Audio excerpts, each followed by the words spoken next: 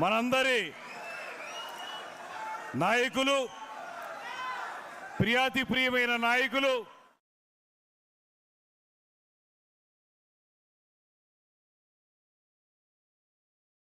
రాజకీయ విధానానికి శ్రీకారం చుట్టినటువంటి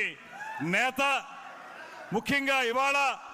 కూటమి ప్రభుత్వం ఏర్పడడానికి ప్రధాన కారకులైనటువంటి శ్రీ పవన్ కళ్యాణ్ గారు విచ్చేయడం జరిగింది. వారికి మనందరి తరపున కూడా స్వాగతం పలుకుతూ, ఇవాళ శ్రీ పవన్ కళ్యాణ్ గారి వల్ల మాత్రమే ఈ వేదిక మీద కూర్చున్న మనం కానీ, ముందు కూర్చున్న మీరు కానీ ప్రతి ఒక్కరం కూడా పదవుల్లో ఉన్నామంటే దానికి కేవలం ఒకే ఒక వ్యక్తి యొక్క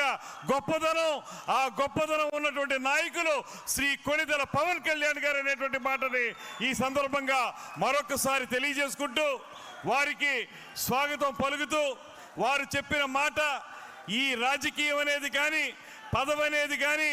పేదవాడి మొహంలో ఆనందం చూడడానికి మాత్రమే ఉపయోగించాలనేటువంటి మాట ఏదైతే వారు చెప్పారో దాన్ని అమలు చేసే విధంగా మనందరం కృషి చేయాలనేటువంటి మాటని మరొకమారు మీ అందరికీ తెలియజేస్తూ, దయచేసి ఎవరికి కేటాయించిన సీట్లో వారందరూ కూర్చోవలసిందిగా కోరుతున్నాం. ఇవాళ మీ అందరికీ మనవి చేస్తున్నాను, రాష్ట్రంలో అత్యంత కీలకమైనటువంటి శాఖలు ఏవైతే ఉన్నాయో అవి పంచాయతీరాజ్ శాఖ కానివ్వండి, అటవీ శాఖ కానివ్వండి, ఆర్డబ్ల్యూఎస్ కానివ్వండి, అదేవిధంగా పర్యావరణ పరిరక్షణ కానివ్వండి, వీటికి సంబంధించి ఇప్పటి వరకు గతంలో ఎవరు చేయని విధంగా ఒక అత్యుత్తమమైన విలువలతో కూడినటువంటి రాజకీయ విధానాన్ని తీసుకొచ్చి ఇవాళ రాష్ట్రంలో మాత్రమే కాదు